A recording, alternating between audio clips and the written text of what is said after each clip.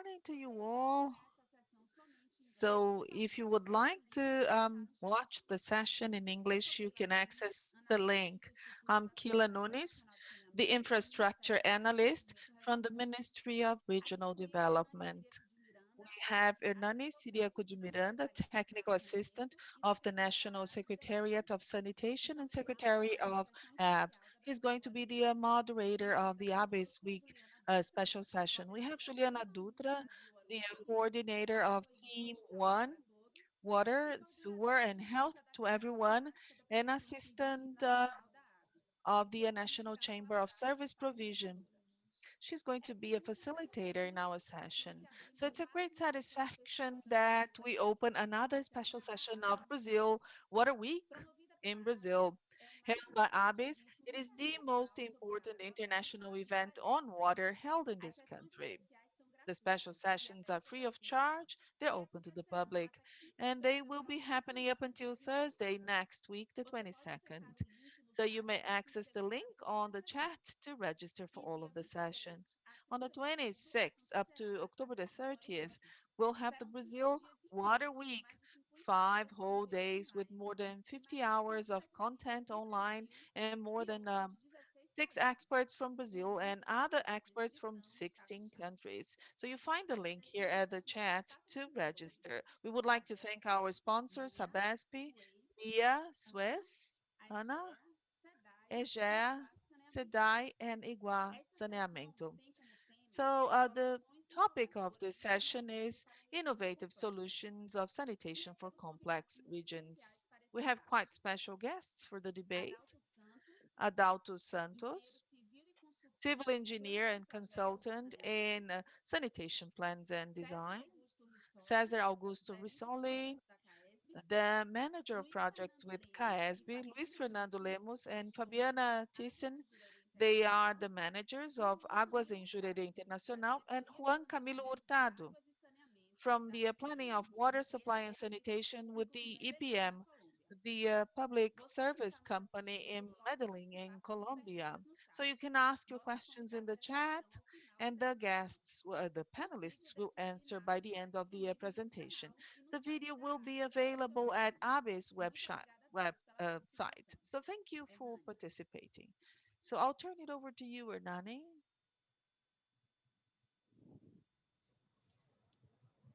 O microfone está desligado. Muito obrigado, Keyla. So thank you, Keyla. I would like to thank all of the panelists. I would like to thank the attendees and Juliana especially. Let's begin with our session. So each panelist will address a different topic, but they're all about the overall theme that is innovative sanitation solutions in complex regions with difficulty of providing services or innovative solutions in basic sanitation. So the first to speak to us will be a consultant, Adauto Santos, and he's going to be discussing the alternative solutions for water and sewer supply, focusing on his solution, the operation and maintenance of the services as well. So I'll turn it over to you, Adauto. Good morning, everyone. So in Brazil lately, we have witnessed a level of obsession to universalize service provision, which I think is quite positive. That is assuring that 100% of the population is properly served, appropriately served with the water supply services and sewer services. Let's increase drainage and solid waste in the sanitation service. Universalizing will be reached. Are we going to be able to reach universalization by applying the current models? No, I don't think we are able to universalize if we do not use alternative solutions, solutions that are appropriate. For example, we have urban populations that live in low density areas. So how can we serve them? By using the conventional solutions. In the Federal District, we have areas with 2,500 square meters in a lot. So do you think the solution is a network, a sewer network? So we have lots with greater areas in other areas. So we have a small clusters of urban populations. We have small cities in Brazil. We have 3,000 municipalities with less than 20,000 inhabitants. How can we serve them? We have urban clusters with a small number of inhabitants. So how can we serve them? We have dispersed rural populations. In Brazil, we have more than 20 million people living in the rural areas, and they do not have the water supply services. They're quite dispersed. So how can we serve them? By using the network. We realize that it's impossible. Even in the urban areas, we do have situations in which the conventional systems will not work. So how can we serve this population if we do not consider the alternative solutions? And as I said right now, this has to do with water and sewer, but also solid waste and drainage services. Just to give you an idea, here in Brazil, and all of the figures that were published on deficits for water systems and sewer systems, they take into account the unserved population. They're not served with the sewer network nor with the water supply network. Are these numbers true? Definitely not. If we take the data from SNES, we realize that the population that is not served is not 35 million. It's actually less than 14 million because the others are in rural areas and some of the populations, they're really dispersed. And you're not going to serve them with the water network services. As for sanitation services, people are talking about 105 people without the sanitation network services. And virtually half of this population is located in small cities or they are in rural areas, which are quite, dispersed and further away. So what can we do about that? For a long time, we have been discussing using individual solutions for water and for sewer. For the dispersed rural population, that would be appropriate. That's the only way of serving this population. And we have been discussing, although we are taking into account the alternative solutions, which is the right thing to do, we are not taking into account, for example, the use of rudimentary pits. So how can you serve a dispersed rural population with the septic pits? And we visit many places, we hear about the solutions, and in Brazil we have no system that operates appropriately with the appropriate service provision with individual solutions for the sewer system. It lies in the hands of the user, and of course it won't work like that. And then we start saying that individual solutions do not work. Just for us to reflect upon that, and I've been working in Mozambique, and there you have areas with more than 200 inhabitants per hectare with individual sewer collection solutions.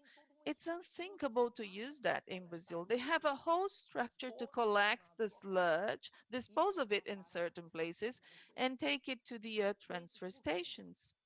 Who does that? The community itself does that. They have quite rudimentary structures. Well, I'm not saying that we should use that in Brazil, but there are ways of doing it. That's what I'm saying.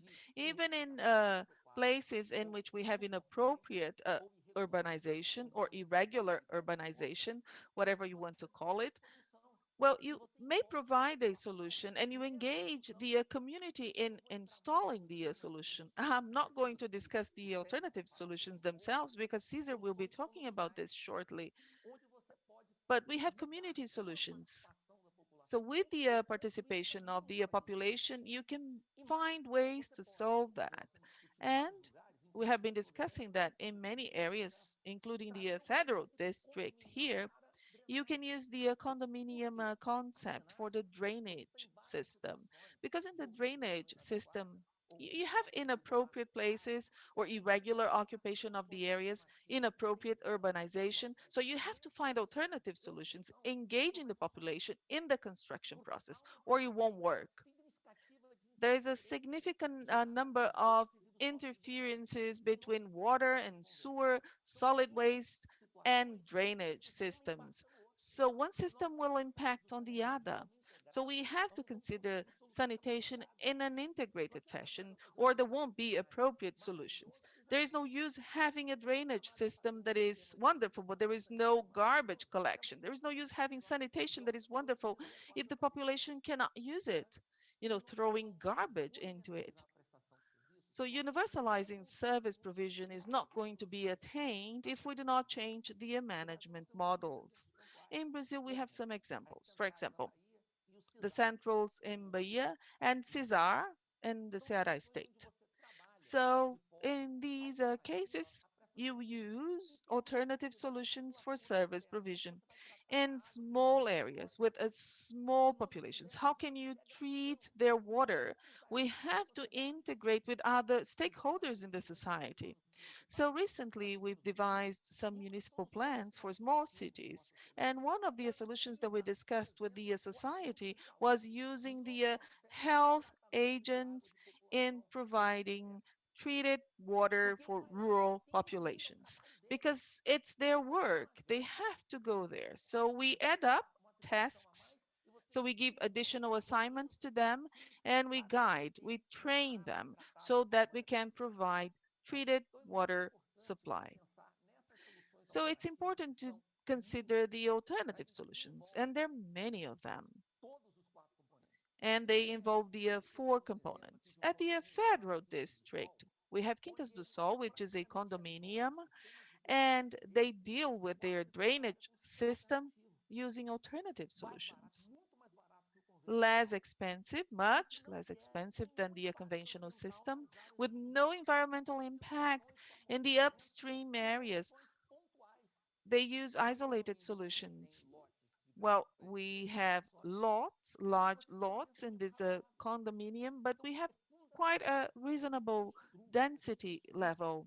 So it's fundamental to discuss alternative models so that we can universalize service provision. And just to close, we see models that are a continuity of what we had before. For example, the tendering process for Casal. Everybody says that it is successful, or perhaps it's just misleading. They addressed just the urban areas. What is going to happen with the rural areas? It was successful, but they used the areas with economic feasibility. How about the other areas that have no economic feasibility? How will they be served? So we have to discuss these matters here today. I think that my time is about to end, though that's an initial provocation so that we can keep on discussing. And thank you very much. So thank you, Adauto. Thank you for your presentation. Thank you for your words. Universalizing, well, is a theme that has prevailed the debate of sanitation in Brazil, not only in Brazil, I believe, but in the countries in which the service is not widespread. So that's the core topic of the debates. And definitely we need to think about the alternative solutions as a precondition for universalizing. As you said, giving some examples as well. So now we are going to have Mr. César Rissoli, and he's going to be discussing this topic in which he's highly experienced, he's implemented in practice because of his work with the Caesb here at the Federal District. So he's going to talk about sewer condominium systems. On to you, César. So let me share my screen with my presentation to you guys. Thank you.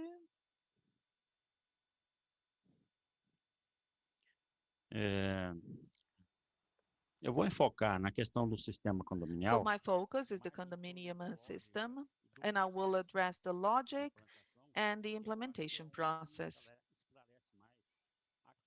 I believe we may clarify the potential of the system to deal with the complex situations, especially unfavorable topography and irregular occupations. Well, with that purpose in mind, let me go ahead with my presentation. Let me provide you with the context of what we face and it's part of the process in addressing complex areas. So the sanitation action has low effectiveness. We have a huge deficit, and the systems that have been built, well, there's little compliance to them, little use. And I took some records here from some cities. So less than 50% of use for the pre-built systems. This leads to the programs, connect to the network because they try to overcome that issue. But the issue lies in the origin of the construction itself. And that's what I'm going to address here. So what is the traditional logic for implementation design? So you devise the design with the basic parameters, minimum tilt, minimum inclination, coverage, and according to the legislation, you do not address the client nor the household. So that will not ensure the meeting of the technical specificities for all of the households. And if something is not met, the client is to blame because the legislation provides so for this kind of project and design. So it's a quite strict system. It usually goes by in the streets. It is installed in the streets. And the dweller is not involved. That's the person who is going to use the system, but this person is not engaged in this process. So we have the construction stage that is usually done in two steps. First, the large job site with the network itself, and then the thousands of small job sites to serve the households. And it's highly bureaucratic, because sometimes people have to go to the agencies to place their requests. So this all results in the unfeasibility of the system. Here we have the cities that are not in the books. We haven't learned about those in the universities, quite unfavorable situations of the land itself or occupational, hazards like in Itapuã. There is no room for installing the network. Urban planning as in Oanamint, so you have no blocks, so you have no groups of households, or in hills, as we can see in Salvador. So these are the difficulties that we have to overcome. And the conventional system cannot reach such places to provide the appropriate service according to the setting that we face. The condominium system may help us in this sense. The public network is quite small. It goes through the lowest elevations in each of the blocks. That's what you see in blue. So who is responsible for obtaining the help of the households, actually obtaining, the collection from the households? That's the branch. And the branch has to be located in the right way. It cannot be on the sidewalk, in the front of the house. It has to be at the right elevation. The elevation should be lower than that of the rest of the facilities. In order to analyze that, you have to do personalized work, lot by lot. So the starting point for the design is the final connection point to the household, which is usually the pit. So this elevation mark is the starting point for the entire design process. So the branch will come out of this point, and then the branch will connect to the public network that will connect to the main. So the entire system starts from the existing situation, the existing elevation, which is logical, and everybody should be doing that, right? In the legislation, we don't have the prescription of the elevation parameters. Well, sometimes there is a request for the dweller to pump, but the dwellers cannot do that, use, pumping systems. So this project is devised in the field. It's not done in the office, and it's done lot by lot. So it's part of the condominium process. And in this collection system, we have the connection of the household that is included in the process. So we do have this commitment of serving all of the houses. And that's totally different from the conventional design. So these are the principles that guide our condominium design. The collection system is based on the existing conditions, which is obvious, right? And the second point is the commitment of our design. No household should be left behind. So this changes our modus operandi, the way we develop this project. So technically speaking, we need to overcome the problems. Because when we go into the households, we see the issues and then we have to provide solutions. But we also have the social component, and many people don't get it when we talk about the condominium system.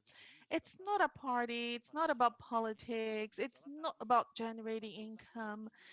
We are there to set an agreement and to find appropriate solutions for everyone. So there's social actions, but all of the technical parameters, because you go into the household to survey the elements and discuss the project, that is also a social action that is also included in all of the steps of the action. So let's talk about the products of this technical social mobilization. We have to produce the appropriate design that will meet the needs of all of the households, and it's discussed and agreed upon with the community. So it's a technical social product. It is the appropriate design, but it meets the needs of them all. So in this very process, we have the compliance, the agreement of the dwellers. So in engaging the dwellers, we obtain their agreement.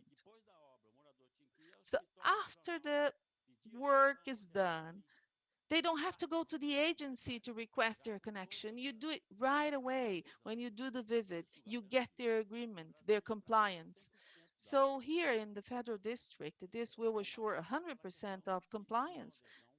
So the non-compliance to the system, the non-connection to the system never happens. We don't throw money down the drain. And it also enables us to set the agreements in very complex situations. When we have issues with the topography or issues with the occupational pattern, we go there to find a solution. Sometimes we have to cross a certain lot. We have an area here whose name is Vicente Pires.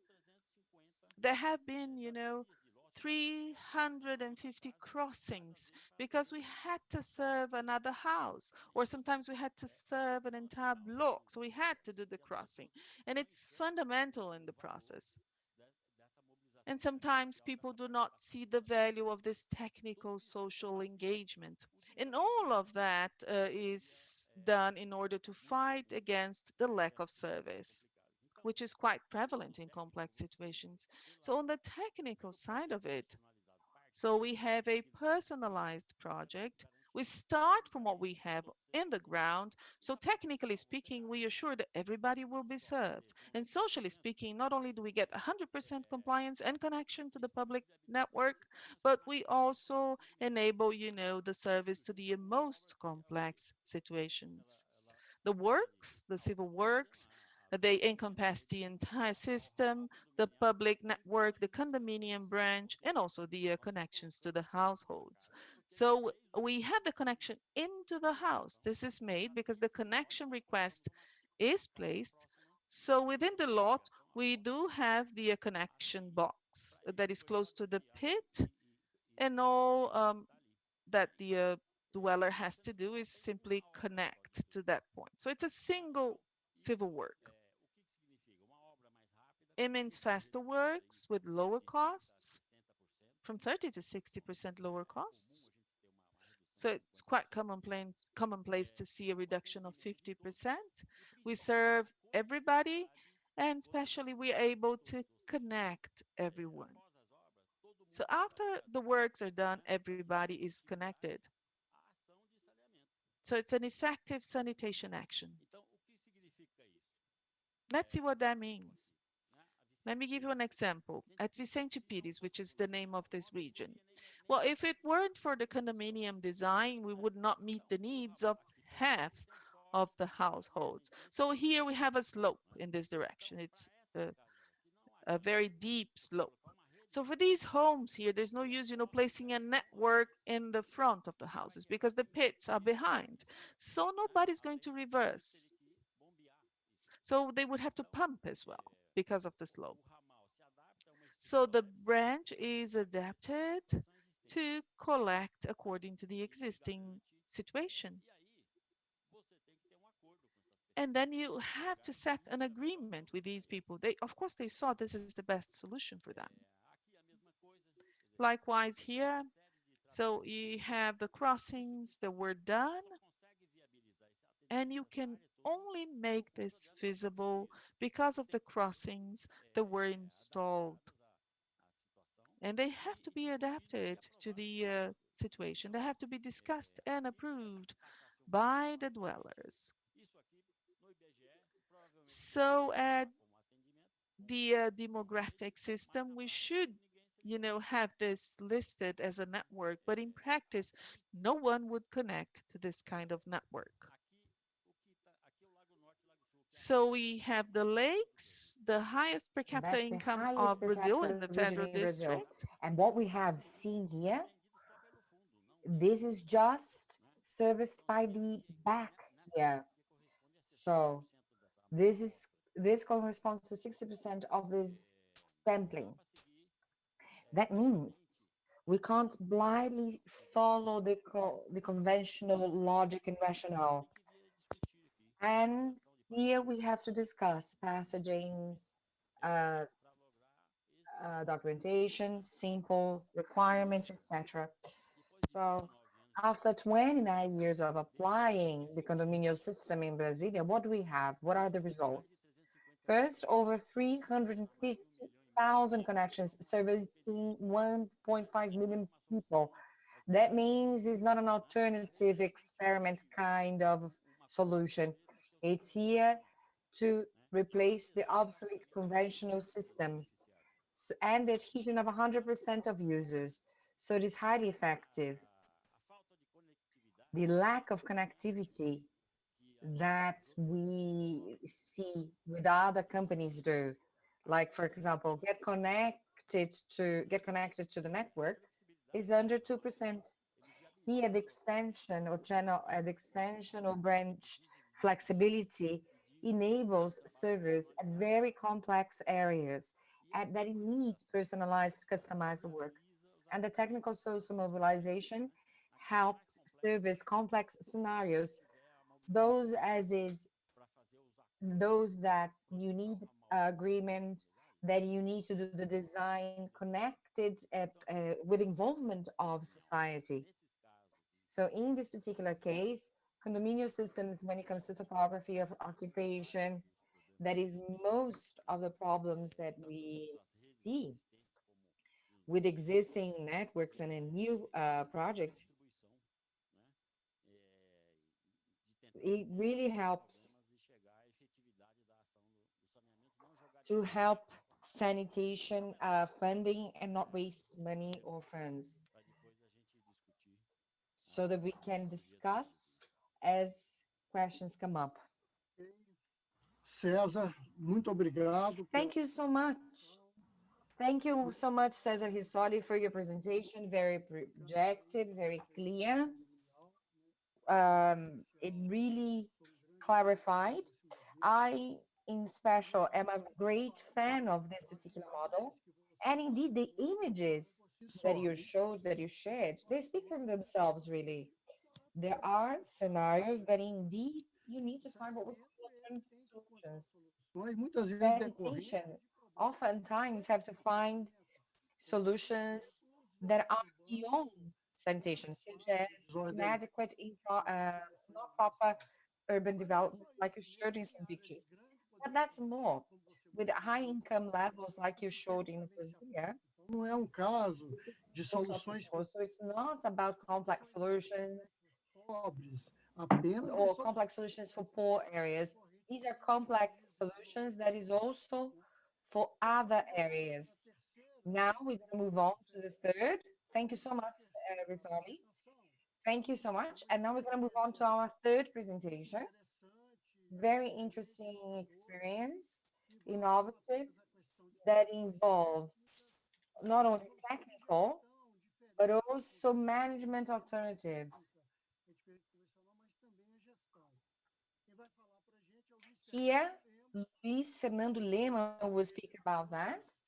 He is a manager of sewer systems in Jurerê Internacional, in Santa Catarina, in Brazil. He is going to now move on to his presentation. Luiz Fernando, the floor is yours. Thank you so much, Ernani. Thank you, Ernani. Thank you, Abis. Thank you for the invite. My presentation will be quite brief.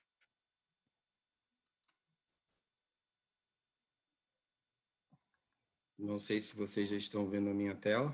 I don't know if you're able to see my screen. Ok. Let me just get my screen sharing right here. Ainda não, senhor Lemos. Só um minutinho. O senhor Isso, já. Boa. Agora sim, ok. Só colocar em modo apresentação no PowerPoint. Okay, let's just have that on the presentation mode, Bom, and we'll be ready. Internacional, Great. Jurerê Internacional, just to give you a bit of context, it's sitting here in Florianópolis. Florianópolis is an island in the south of Brazil. Jurerê is a region located in the north. It's a part of the island located in the north. Ok. Ele fica aqui ao norte da ilha, né, de Florianópolis, a capital. Right here in the capital, in the north of the island. Here, as Fernando mentioned, we are pointing more to we're speaking more about complex regions, about alternative systems. So it's been since 1980, it was actually built together with the land development and real estate development of the land. Now, let's speak further about its location. It's very close to the ocean. Can you see? Right on the next, we have a federal environmental protected area, so what we call an eco park. So right from the beginning, it's being inserted in a very, very complex environmental area. That means all the legal affluence and the destination of affluence was a major challenge. And it's been for a while now, so that this particular tributary sewer could be implemented. So here you have a standard housing. Here's the water treatment plant. And here, basically, is where I'm going to focus on my presentation on, the solution. Today we have this artificial lake that is actually served by underground water. We capture the water here. We send to the ETA, the treatment plant, and then we serve, after treated, we send it back to the underground water. And we also use for irrigation. Now, because we're in the north of the island, if we retain most of the water in the actual area, so what I mean is a sustainable circuit that captures and discards the water. It captures, uses, treats, and reintroduces the water underground. That helps us not having to drain this water. Because we are at a coastal area, the main issue that we would have would be the possibility of to include salt water mixing with the fresh water where we capture, and that could in the future make the spring water unusable. So this particular circuit has enabled the fresh underwater untouched, and keeping separate the fresh water from the salt water. So this closed circuit of capturing, use, and reintroduce the water back to underground helps us to keep the equilibrium, the balance of this resource. Now I want to go back to my previous point.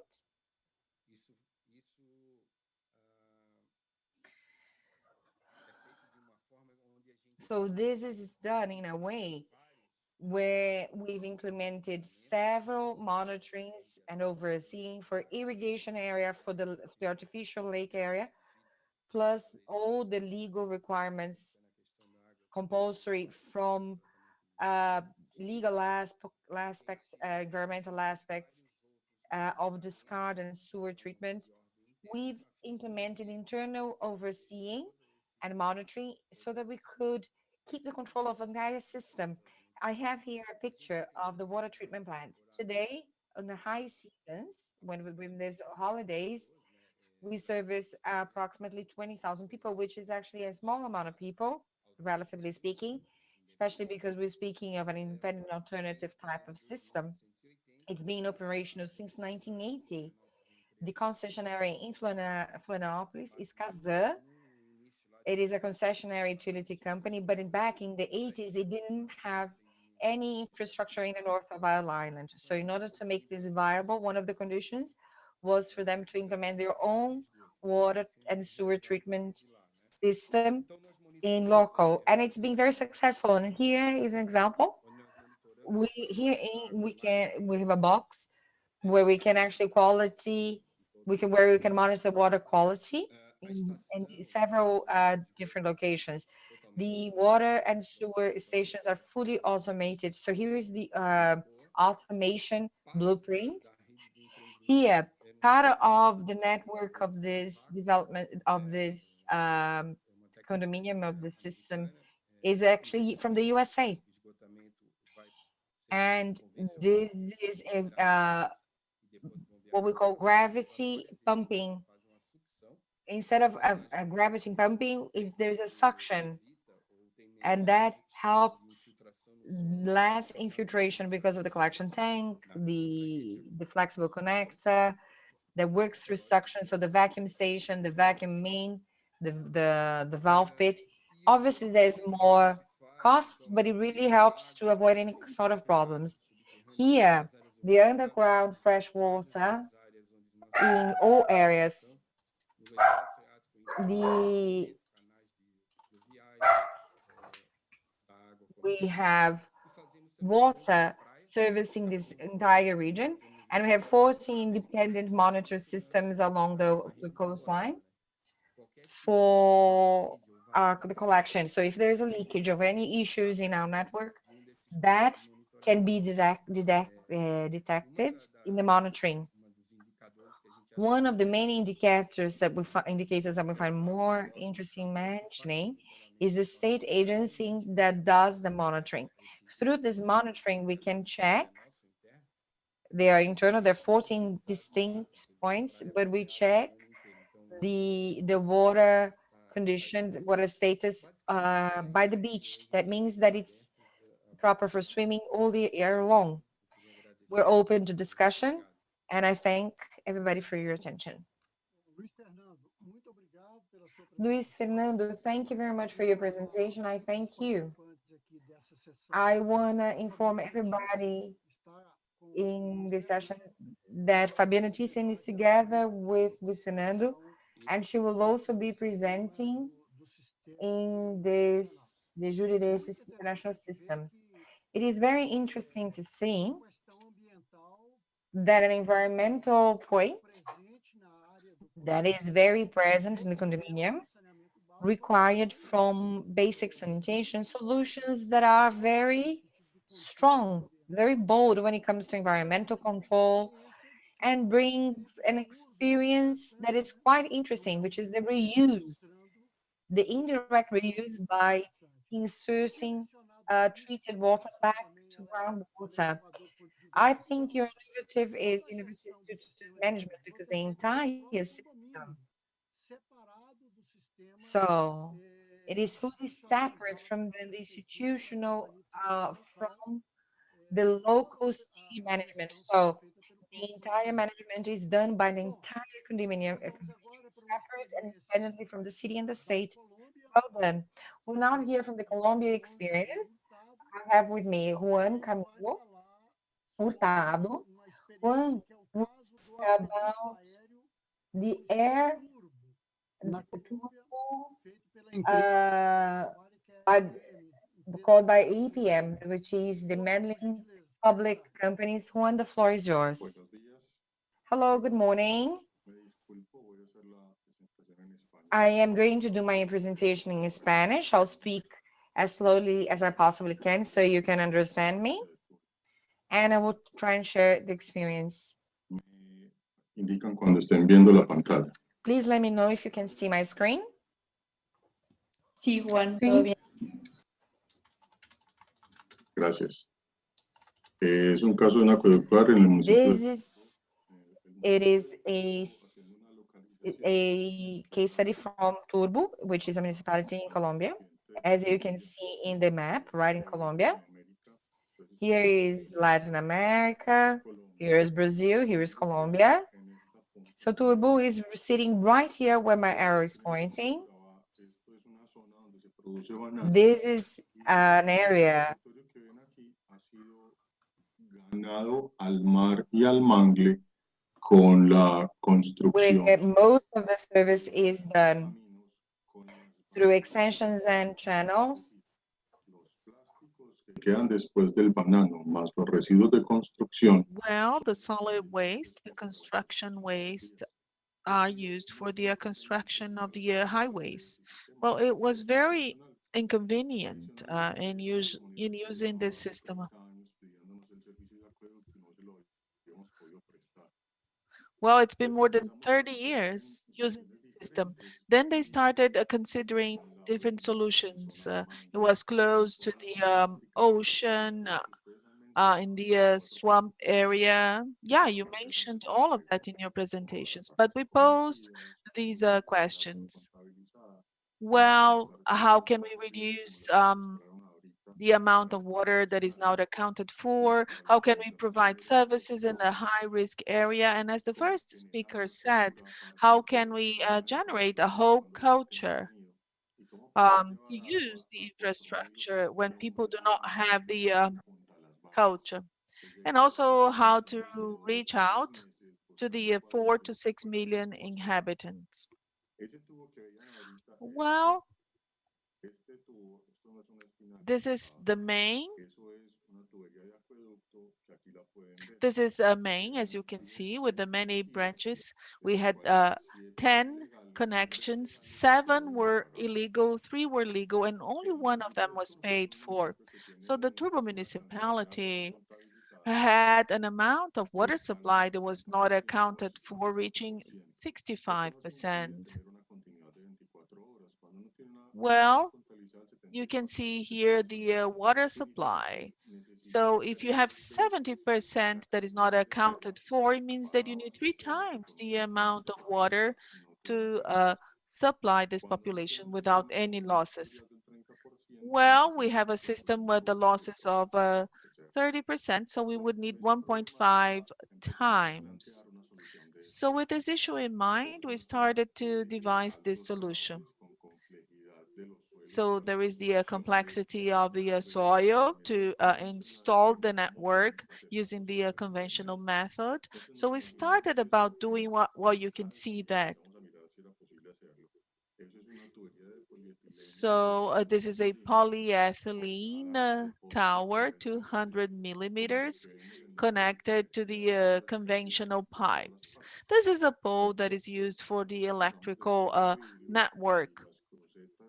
So we have the crossheads, and the crossheads are used on the poles. And then we have a suspended system. So this is how the solution looks. So 2 pipes were installed. Structurally, they were measured and designed. We used a pipe of 200 millimeters throughout the length of the network. So 2.5 kilometers, that's the length. And then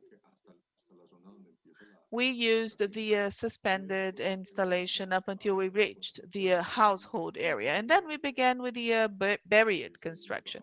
So this is suspended. Sometimes we have sagging in the piping line. And then we made the corrections, as you can see here. So we lift. We use thermofusion to do that. Some of them were suspended, some others were buried.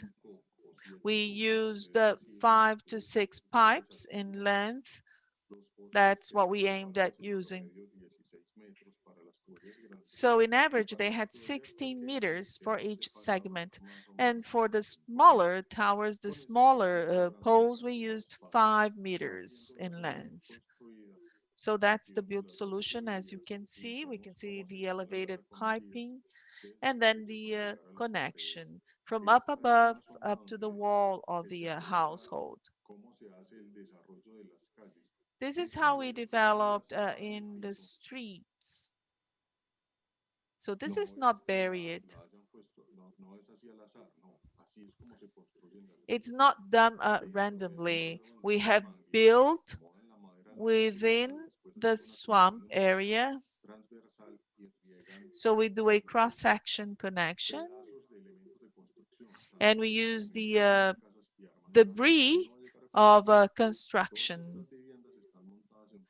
So all of these houses are built on the swamp area. So we thought that it would be a normal street where we could, use digging equipment, excavation equipment to open up the soil. But there's plastic installed in the street, and they have been molten into the foundation of the houses. Well, so we built this aerial network, and today it has 11 kilometers, and it serves 500 families, and the capacity is reaching 6,000 inhabitants. So we used the entire conventional structure of the power networks to be able to install our network. That's a hydrant. Well, they had never had drinking water. They had to use a water supply truck. Now the water supply is available and all of the users can enjoy the services. Well, the connection is not made from the ground. The connection is made from the aerial network. So the amount of water that is not accounted for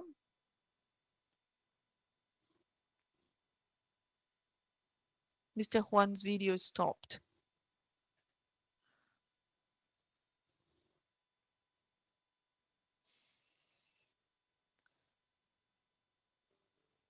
Juan? Tem problema técnico. É. A imagem, mas o som. So we do have a technical issue. Cortou o som dele.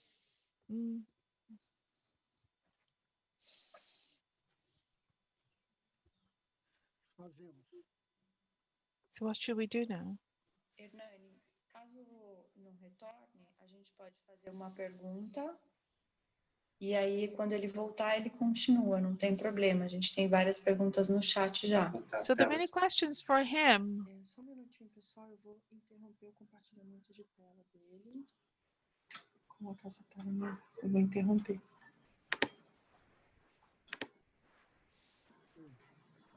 Bom, Um minuto, por favor, pessoal, aí vocês vão voltar. Ok, pode voltar, pessoal. Já estou no ar. bom, gente. São problemas que ocorrem, né? Essa questão aí. Well, these are technical glitches that we have. Sometimes the internet connection simply doesn't work. As Juliana said, let's cover some questions, and then when Juan joins us back, we'll conclude his presentation. So we do have a question to Gismar, a question from Gismar, a question to Adauto. So Adauto, Could you better explain the theory of alternative drainage systems, collection systems? So there are many solutions.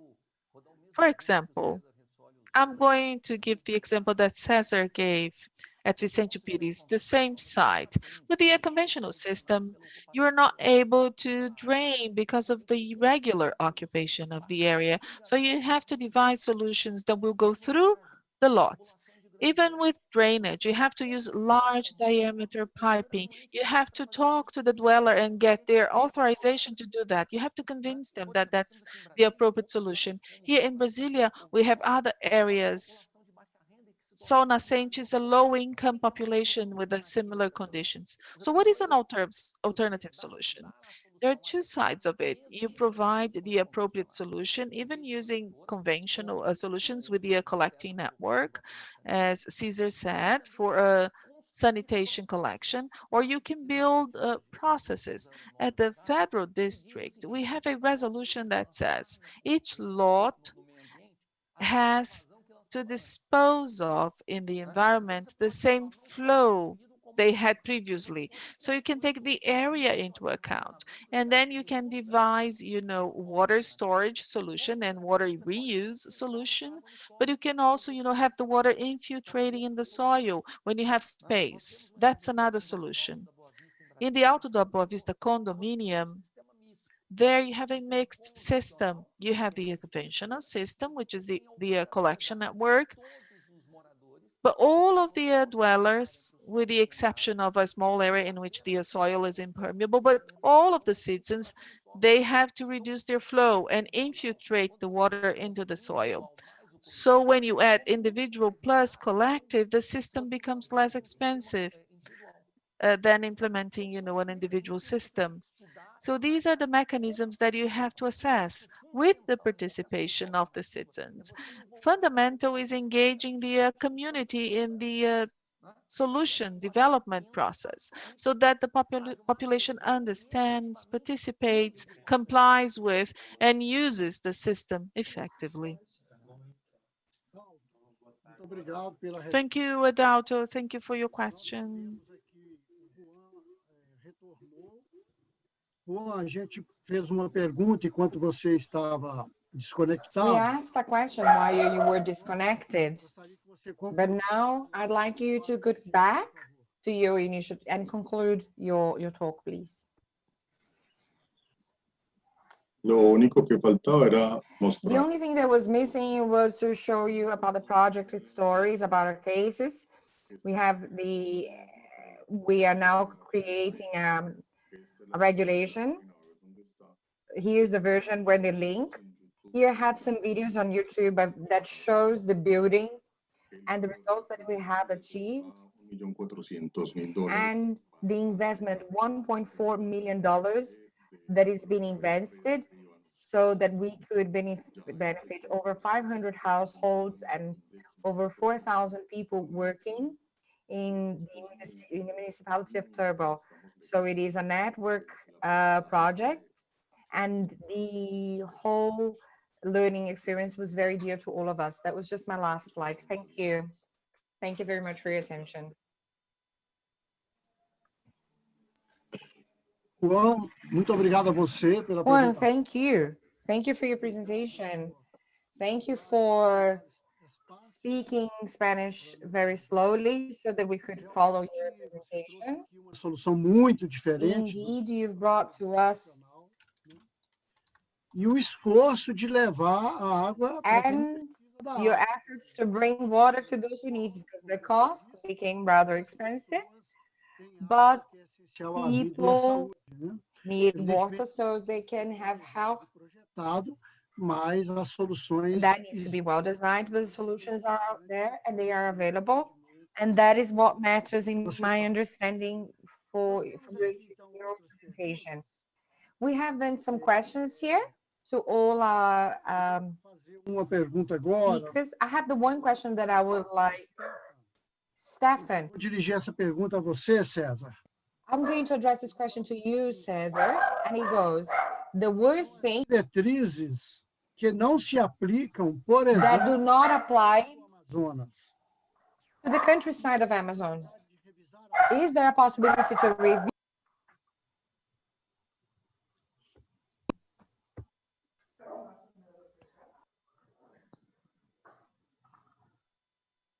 O microfone está desligado. Is your microphone off? Yes. This question is very difficult, but you mentioned the Amazon, right? Most likely because we'll be following efforts that it's being made by some colleagues in a situation where underground water is very pungent. So how can we resolve that with the sewer network? Now, this scenario is very complex indeed. There are some initiatives when it comes to water, what we call alternative solutions, that can indeed contemplate, that are more common. These alternatives are more common. They include filters, for example. They are craft filters. We have foam alternatives too. And I've seen them being applied in Cali, in Colombia. I've seen some experiments with filters and foams there.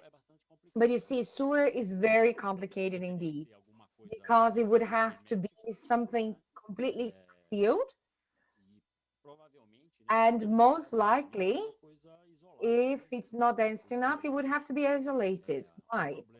Because the issue of you shipping or transporting, well, moving sewer is quite expensive, because you would have to ensure it's sealed, the whole system properly sealed and unleaked. And in those conditions, in the Amazonas, it would be very hard indeed. But it is indeed a challenge. I don't have a ready-to-go solution, like out-of-the-box kind of solution. But when it comes to sewer, this is the main issue. It is the main issue to be solved. I don't know if Adauto has any experiences when it comes to water, but the sewer aspect is quite complex indeed. Numa próxima oportunidade, também tocar nesse assunto, eu queria emendar uma segunda pergunta para vocês, o César, depois o Adauto pode César, comentar também. Maybe Adauto can comment on that later. Also, going back to and other points, as the reality of Brazil is quite different and not necessarily applicable, we'll go back to listen to Adauto. And what he says is the following. It is so hard to imagine systems and sewer destination connections for areas that have plants, but they are not food. So he's actually speaking about reuse for non-edible use kind of thing. Exactly, because reuses legislation aspects are quite strict, especially for farm use. So there are initiatives by Caesb to have in an area called Cataquara. It's a rural area, approximately 200 households there, where the sewer has to be resolved. Something is being planned. One of the alternatives is exactly what you mentioned. But the treatment levels, they influence on the cost. And I believe the solution in this case does exist, but there are still very high costs involved anyway. The one interesting thing would do the recharge of the water courses. That would be simpler of using the aquifers reload, so to speak. That would be more cost effective, but we don't have major experiences in that particular sense. Emater has given us some experience, has given us some of that to reuse, and the outcomes have been very positive when it comes to application.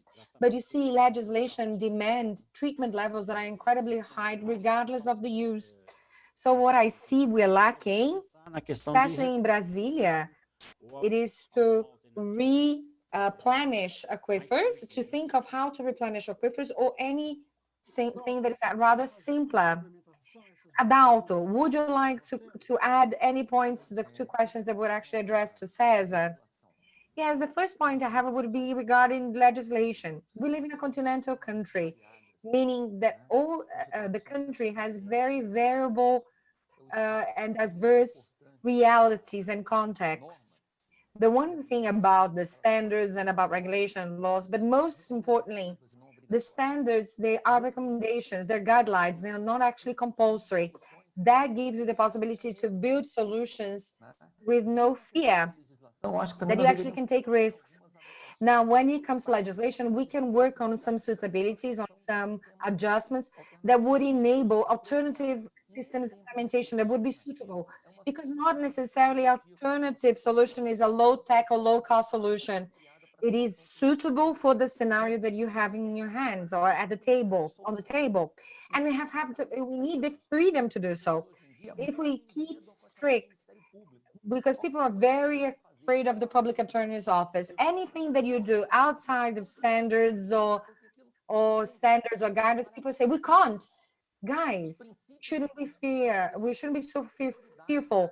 The Constitution principles should be priority. Universalization, equality. There are several principles that guide us. The entitlement to water. People are all entitled to have a right to water. So we shouldn't fear prosecution. Still beginning this type of work. And we have a very delicate, sensitive issue in Brazil. Operation and maintenance of our systems are very deficient. We don't have anything that can be actually called suitable. How can you do operational control of reuse? Listen, I'm not saying that we shouldn't. We should, especially in regions where there's water use conflict, especially where you have small amounts of water than needed. Sometimes reuse is more expensive than using conventional system. Is there cost benefit than looking for spring water? Sometimes it's necessary, more suitable for environmental reasons, to not do reuse. For example, rainwater reuse. Now, very soon, we're going to be in the rainwater season, the rainy season. And this year, we changed the tariff structuring, the billing. Now you pay for what you use. And I've defended this. So if I use 2 cubic meters, that's what I'm going to pay for. If I use 5 cubic meters, that's what I'm going to pay for. So there is a distortion of a legislation that equated everything to everybody. We should review that. That is a distortion. You see, when population starts using rainwater to reduce Caesb water and use for unsuitable means, without treating rainwater use, especially in this federal district when there was scarcity, and it was a major issue. So education is a major effort so that we can give the guidelines. And the condominium, this work is done and it should be expanded to all areas, to all stakeholders. And Hernani touched something that is absolutely fundamental. Sanitation is not an engineering issue. Sanitation is also engineering, but it's an environmental thing too, it's a social thing too, because those who do not, usually people who drain water from rubbish, is low-income people. So you need to find solutions that are affordable and at the same time has to be sustainable. And it's a matter of education, not entitlement. And also urban planning. I can't imagine you doing a water and sewer and draining system available without learning about the municipality urban planning. It won't grow. What will be the density? What is the soil occupation, etc. There are several components involved. And if we can't think of sanitation in an integrated manner involving all these issues, we won't be able to offer adequate, suitable solutions and alternative solutions that are not actually the best for that particular population, that particular area. Thank you, Adauto.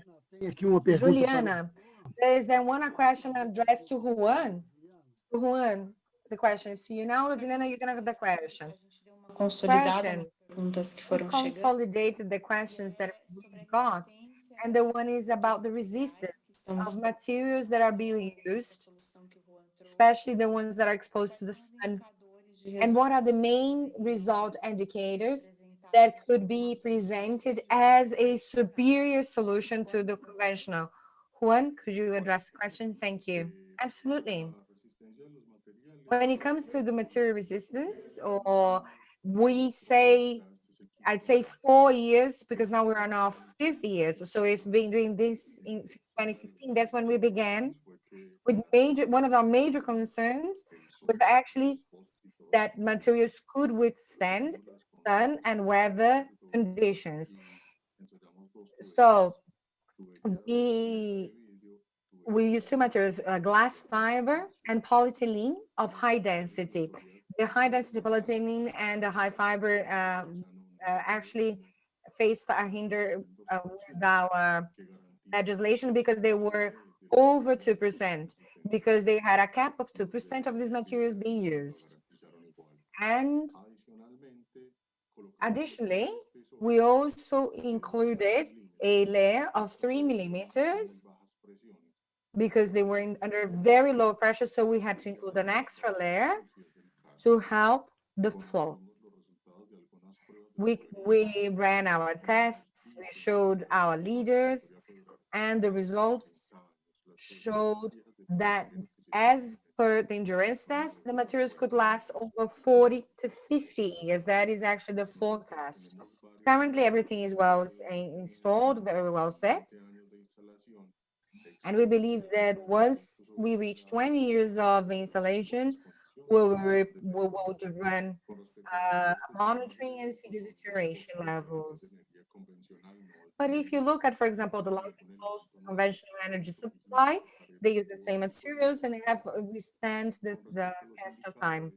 As for indicators, as part of your question, our main motivation and driver through this solution is to use the same indicators and reach territories that before we weren't able to, because we weren't able to reach them with these territories with conventional solutions. So we were motivated. Previously, we had zero, and also being able to provide a public service of this level. If we think of stability of soil and weather issues, and also because this installation is in very wet regions, we reached at this point, we are collecting indicators and see how especially with the mangrove areas, with the humidity levels. So we're counting, actually we're collecting data because one of our main issues is illegal connections. But the legal connections have been running smoothly. Thank you very much. Thank you. Juan, we have a few more questions for you. Luiz Fernando e Fabiana. Actually, the next question is to Luiz Fernando and Fabiano. I'll ask initially 2 questions so that you answer. The first is by Maila, or Maila, I don't know if I'm pronouncing her name. She asked, what is treatment levels at Jurerê? At the treatment station of Jurerê, what is the treatment levels? And the next question is by Lion. The sewer water, is it actually conducted, does it run to irrigation areas, the treated water? Did I understand that correctly? Would you please address the 2 questions? The treatment levels now today at our plants. It's a biological treatment, meaning it's a secondary. Then tertiary, we have disinfectant agents. We do monitoring where we discard, where we monitor since 1999. Underground water, plus the water that leaves the station.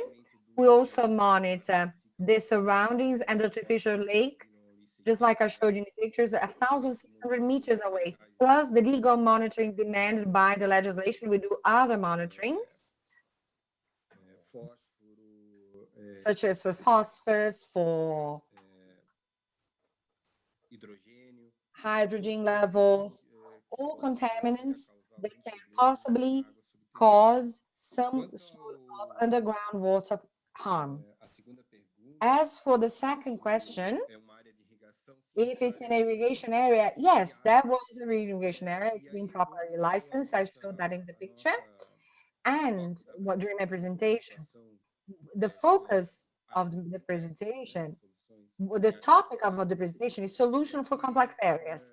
So when we speak back in the late 80s, when the real estate development happened, the whole island in Santa Catarina, Florianópolis, as you know, is the capital of Santa Catarina state.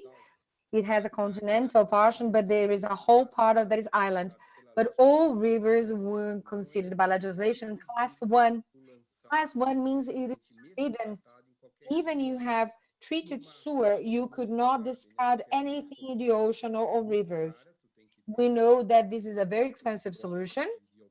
You need to have operational levels that would sustain economically a solution such as this, and that was not the case.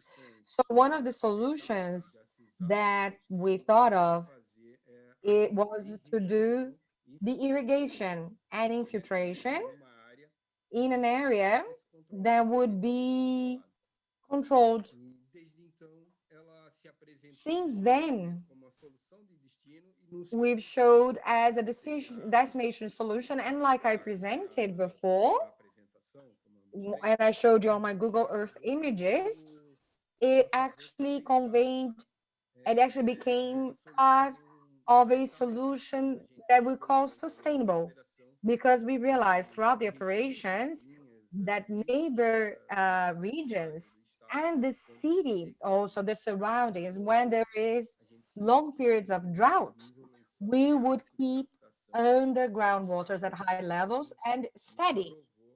That proved a point to us through geological studies and through observation that this solution indeed ultimately drove us to equilibrium use of the resource, the reintroduction of the water, the sewer water after treatment.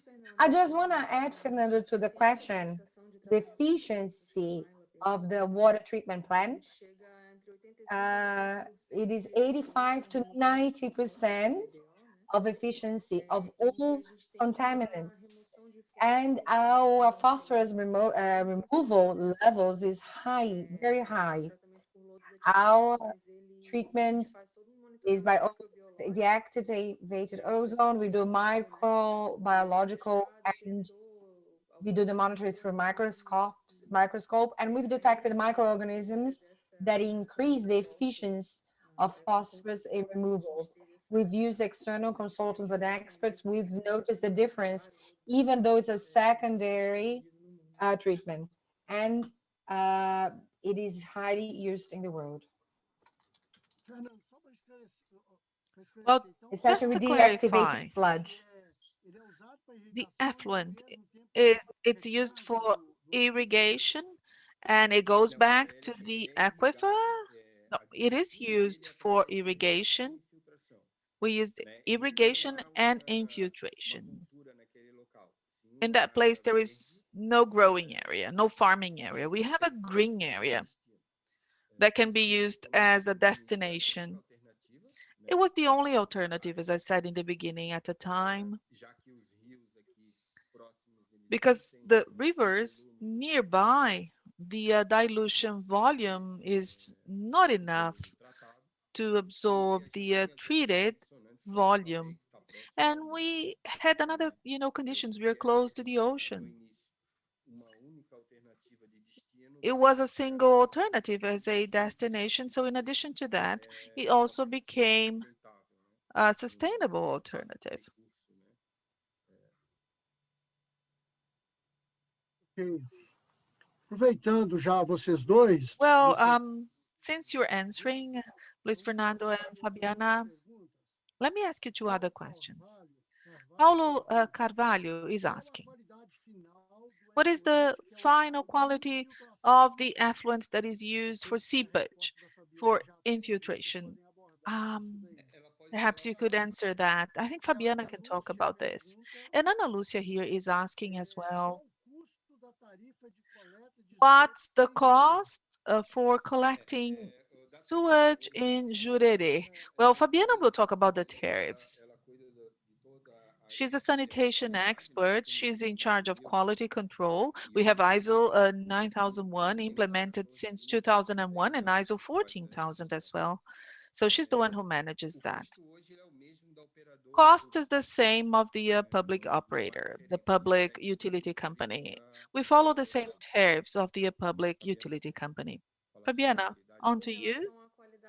About the quality of the effluent, well, the DBO removal efficiency that is required by the legislation. We have a CONAMA resolution. We also have a state legislation that we have to abide by.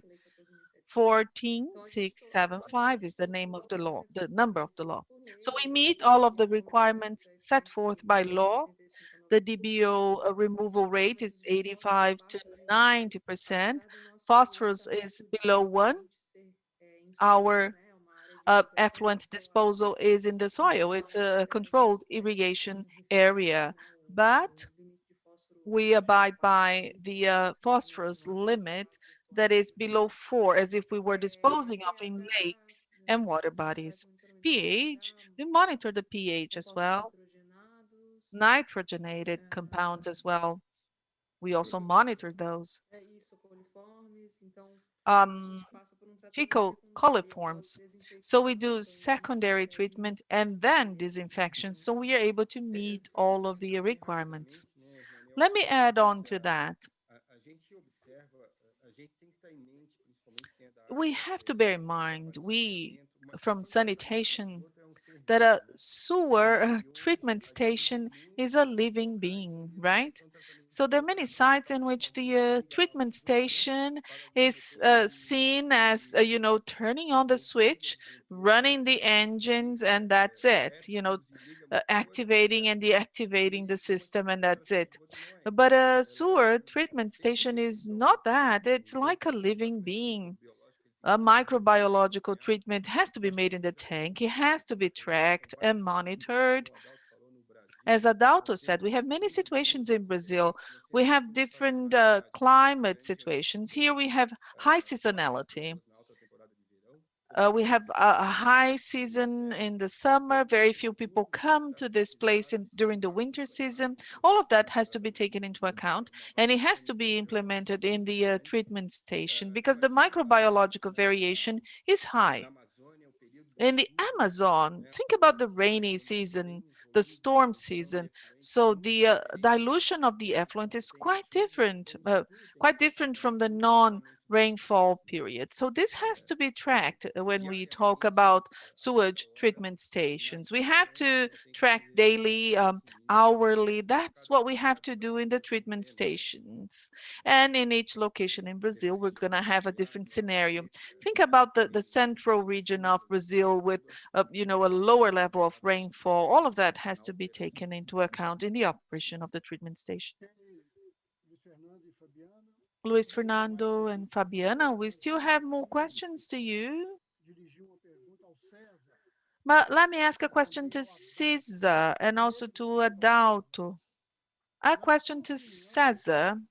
In your opinion, well, the condominium system is not widely adopted by the sanitation companies, and why is that? There are many factors to that, I think. One of the fundamental factors is the culture. There is not a single university in Brazil that teaches us about the system. Perhaps in Paraíba State, they do that. People are not prepared to handle that. Here in Brasilia, we have been using this for virtually 30 years, and what we learn is the conventional system. There is total disconnection with the local realities. So this is a hindrance. It's not widely disseminated and widely taught when we are training the engineers. And the second aspect is the cultural aspect. Well, the training of the engineer is technical, basically technical only.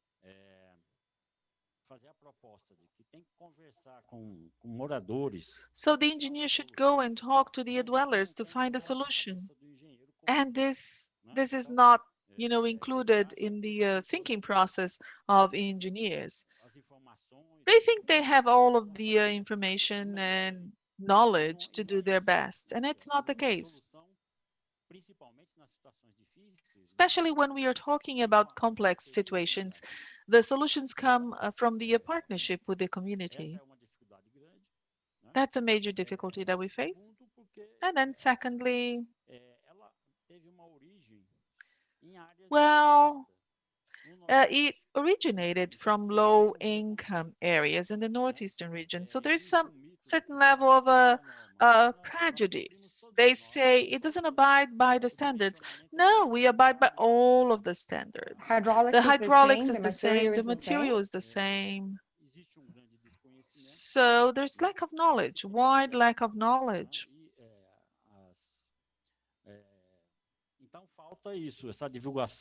So we need to publicize this kind of solution in the universities, spread the word.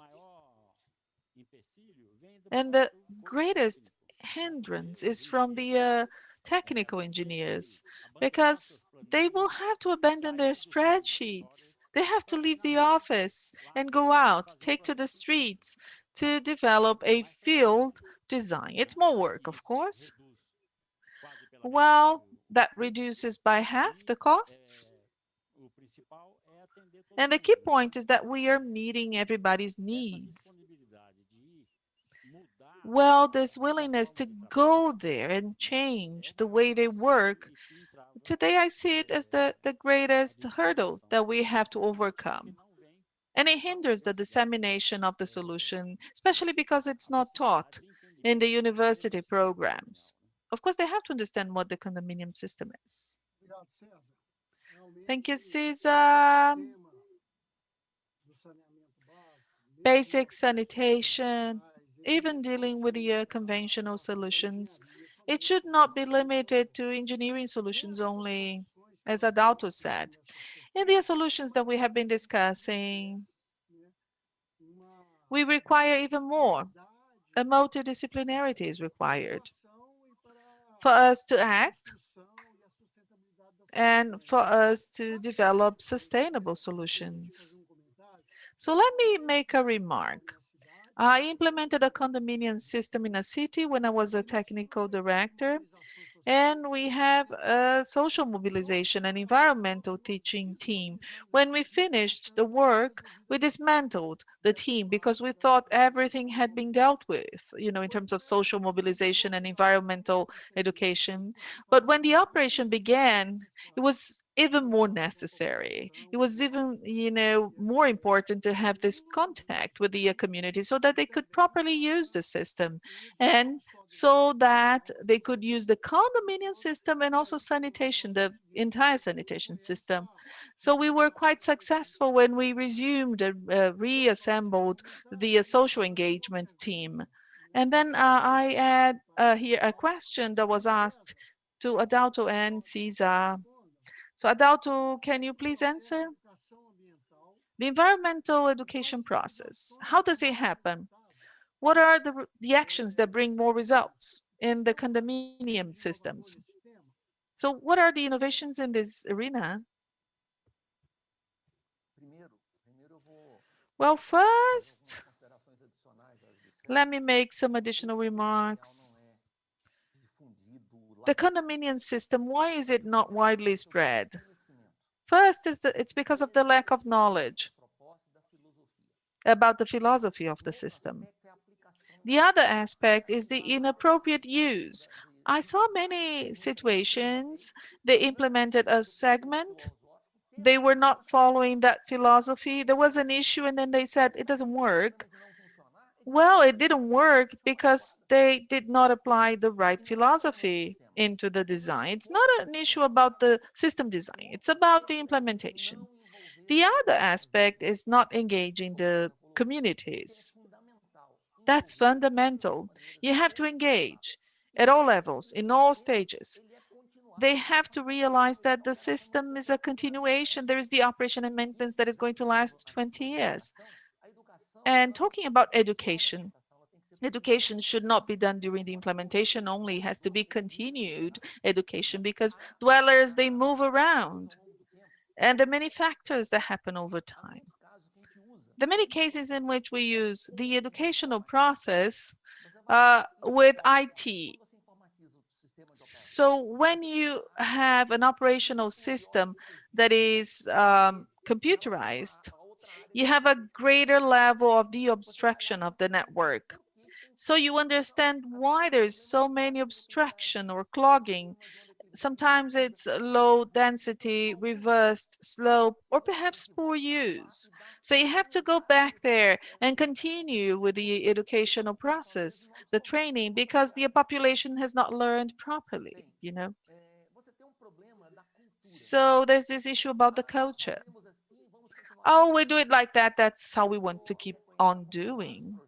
I've seen many projects, and I'm going to give you an example. You could implement lifting stations with alternative systems that could be precast, pre-made, with 5 times lower the cost, without operational risks, with a more appropriate technology, but they don't want it. I saw lifting stations of 0.7 liters per second, and it would cost 200,000 reals.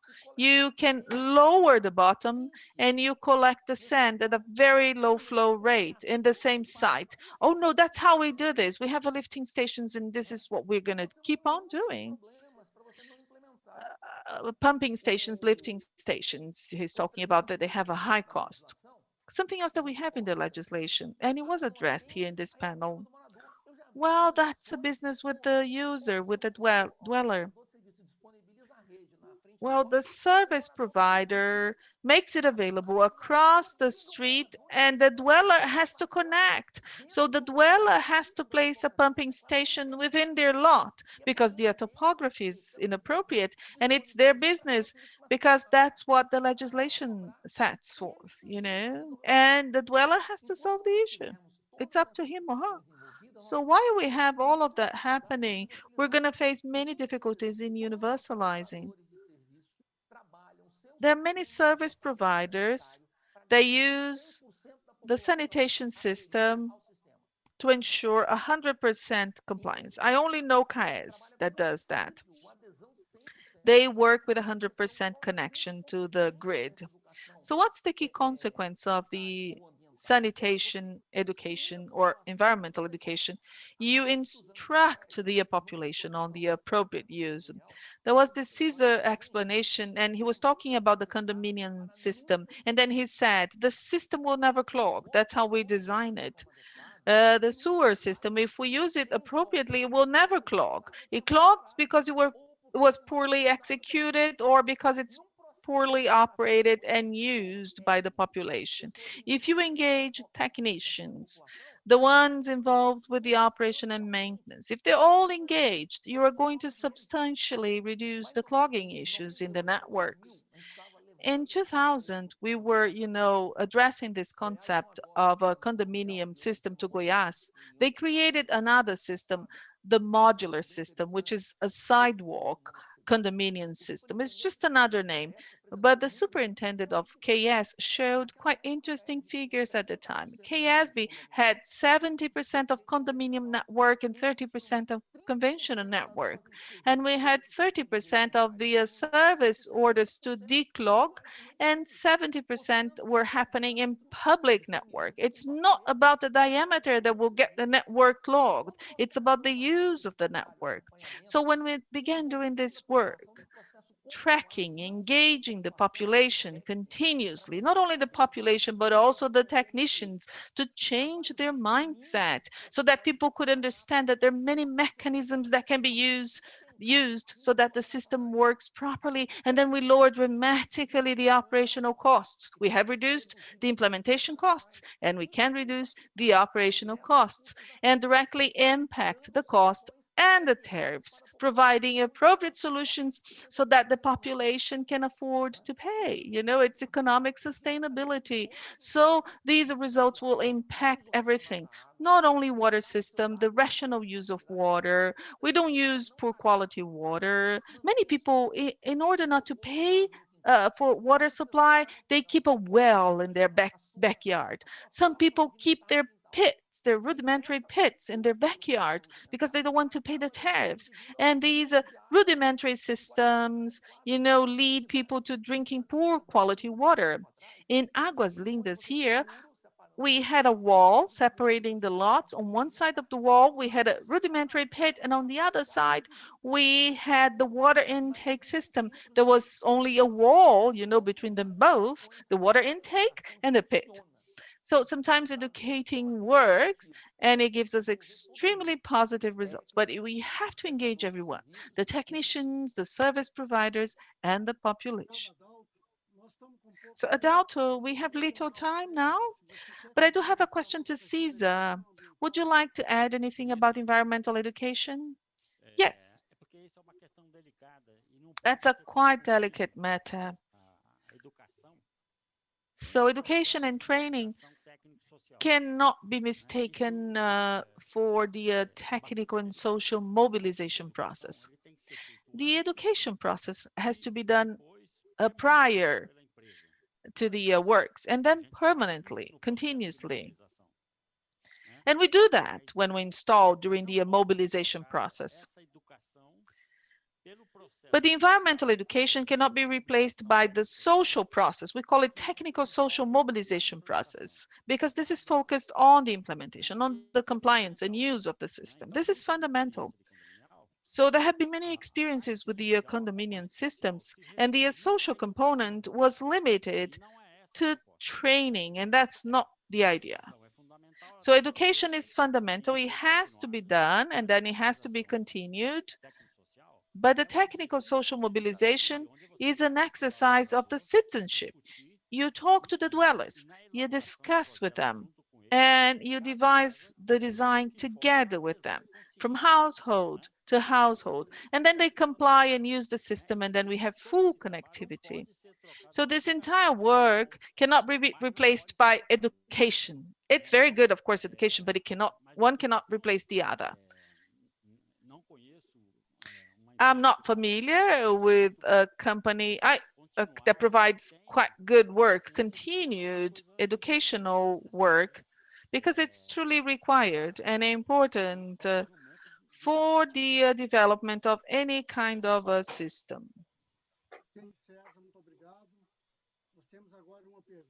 Thank you, César. We have a question to Juan. Juliana is going to ask him the question. So Juan, we would like to know how the community dwellers and those who are served by the network with this quite innovative profile that you installed in Medellin, how do they see this supply system? Can you share with us what their perspective is? Have you made any surveys on that? Within all of the projects, we have the social pillar. In the social pillar, we ask people. We go to the community and we ask their opinion about the project, what they think. In this specific case, there was a greater context because we had a community action. So the judge would force us to provide water to the community. During the last 30 years, this community had no water supply. Their answer was no. So they had to use a boat to purchase water across the bay. And then they had to bring the water back to the community. In dollars, they would spend, $5 for 3 or 5 days worth of water supply. So when we made the proposition, they agreed. We introduced to everyone, and when we introduce this kind of solution, and if they live in such conditions, So for those who can afford, water supply or can afford vehicles and public transportation systems and buses, it seems to be, quite different. And people would say, we're not interested in this solution. We want to use the barrier solution. But when we go to territories in which the service cannot be provided because of the high geological risk, because of the movements that we have in the soil, because it's a flooding area, or because the Department of Planning will not grant the licenses for us to operate that, and we cannot reallocate them to other areas. So people will then accept this kind of solution. It's a kind of solution that we see as a last resort. It's not the solution that we offer to all territories. It is a solution to solve the issue of the 2% of the population. I don't recall the name of the engineer from Caesb, but we need to have solutions to reach out to these areas because the universalization cannot reach such areas. So we have to reach out to the terminal ends of our networks. So this is the answer that we have given to the communities that you saw. Thank you, Juan. Thank you, Juan. So I have two final questions to ask before we close. So I would like to ask Luiz Fernando and Fernanda to be quite brief in their answers because of the scarce time that we have. So it goes back to talking about the quality of the effluent of the sewer system. In the seepage process, do you reduce phosphorus and nitrate? Valdir is asking. And Francisco is asking, what is the maximum amount for nitrate for human consumption? So in the reuse of the effluent, how do you handle nitrate? So I think Fabiana should answer that. As far as nitrate is concerned, it's an issue when you dispose of it in superficial waters, when you have a close intake of water, which is not the case. We do underground seepage infiltration. And Fabiana can talk about the numbers now. Well, he was asking about the phosphorus and nitrate removal in the infiltration process, in the seepage process. It's a physical process. Removal of nitrogenated compounds and phosphorus. Well, these are processes that are done biologically in the treatment station, in the sewer treatment station. Phosphorus is physically, it is retained within the sludge. And nitrogenated compounds, this is done by the decomposing of bacteria. The bacteria is responsible for the removal. In seepage, in the seepage area, it gets there with the minimal amounts that are required. In the sewage treatment station, we tested, in addition to the settling process, we worked with ultrafiltration membranes, and the ultrafiltration membranes, they were capable of providing a better work in removing phosphorus because it's a physical removal. It is retained in the sludge molecules and in the sludge flocks. So with the ultrafiltration membranes, we improved the removal of the phosphorus, but it was a sandy soil. Well, porosity was not that low, so in terms of the seepage, there was no interference in the removal of such compounds. Thank you, Fabiana. We are close to the end of the panel. So I'm going to give each of the panelists 30 seconds so that you can say goodbye. So César, Adauto, Juan, Luiz Fernando, and Fabiana, you may say goodbye. I would like to thank you for the invitation. It's highly important to hold such panels, just like we did in the last few minutes, There's much to be developed in terms of improving the effectiveness of our sanitation actions. We must be truly careful with the public resources. So eventually, at the end of the works, we have to attain our goals. That is, removing the microbes from the kid's tummy, right? So I was quite satisfied with the discussion that we had here. So I hope we have more opportunities to disseminate these ideas. I hope we have other opportunities. Thank you so much. So Adauto, please, in 30 seconds, can you say your final words? I would like to thank you all for the invitation. I would like to thank Agua. Today is October the 15th, the Teacher's Day. I'm going to use Paulo Freire's sentence. He says, education will not transform the world. Education changes people, and people change the world. And for us to transform sanitation, make it universal, and take the services to the entire population, we have to change people, human beings, and we are going to change people with the educational process, with the discussions, enhancing their awareness levels. And we have to work with fundamental philosophical issues. What water is a right they have in their lives. It's not a commodity. If we don't do that, we are ignoring those who cannot afford to pay for water. So we have to change our mindset. We have to work with alternative, technological, appropriate, low-cost solutions so that everybody's engaged, so that we can provide access to everyone, so that everybody can afford the services. So thank you so much for the invitation. I'm quite happy with the panel and with the opportunity of exchanging ideas with you. Thank you, Adauto. Luiz Fernando, on to you. So I would like to thank you for the invitation. I would like to thank Abi's quite positive discussions. These initiatives, they're quite fruitful. I've worked in rural areas in providing alternative solutions. I believe that discussing, debating, and educating from the early ages is the solution. Brazil is a continental country. We have diverse issues, so we should have diverse solutions, and they're out there. They're available. So it's quite positive to see the initiatives here on promoting more discussions and debates.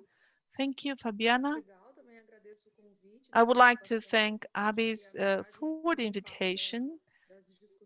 The key takeaway message from today is that alternative solutions can serve, low and high income regions.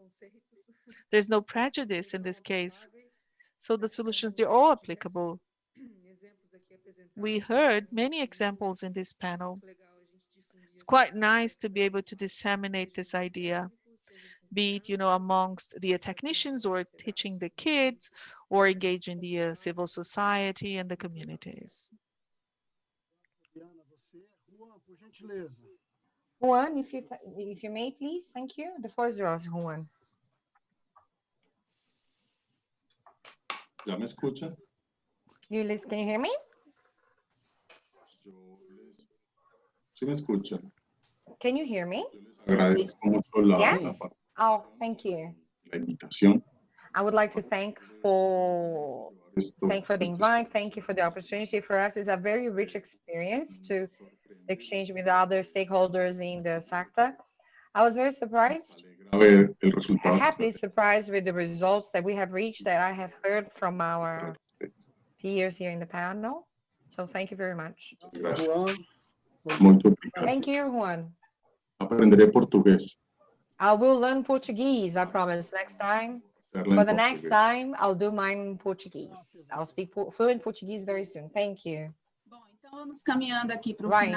We're moving towards the end of our session. I would like to thank all our guests, all our panelists, Adauto Santos, civil engineer, César Augusto, who is Caesb project manager, Luiz Fernando Lemos, and Fabiana Thiesen. They are both managers of Águas e Jurerê Internacional, and Juan, Camilo, Hurtado, who works in the planning direction board at Agua Implemented EPM. And thank Juliana and everybody who has followed us. This video will stay available on Abby's YouTube channel for those who want to watch and share. And on the Brazil Water Week website, you can sign in for the next events. And the link is being informed on the chat. On the link, you can sign in for the 26th to 30th of October for Brazil Water Week. The next special session will take place today at 3 p.m. Water, Human Rights, and Hope. Kind regards to all. Thank you, and I'll see you soon. Um abraço a todos também, muito obrigado. Thank you. Tchau, tchau. Obrigado. Um abraço a todos. Thank you. Muchas gracias. Gratidão. Hasta luego. Que esté muy bien. Thank you. Pessoal, acabei encerrando. Desculpa, Juliana, não sabia que você ia aparecer e falar.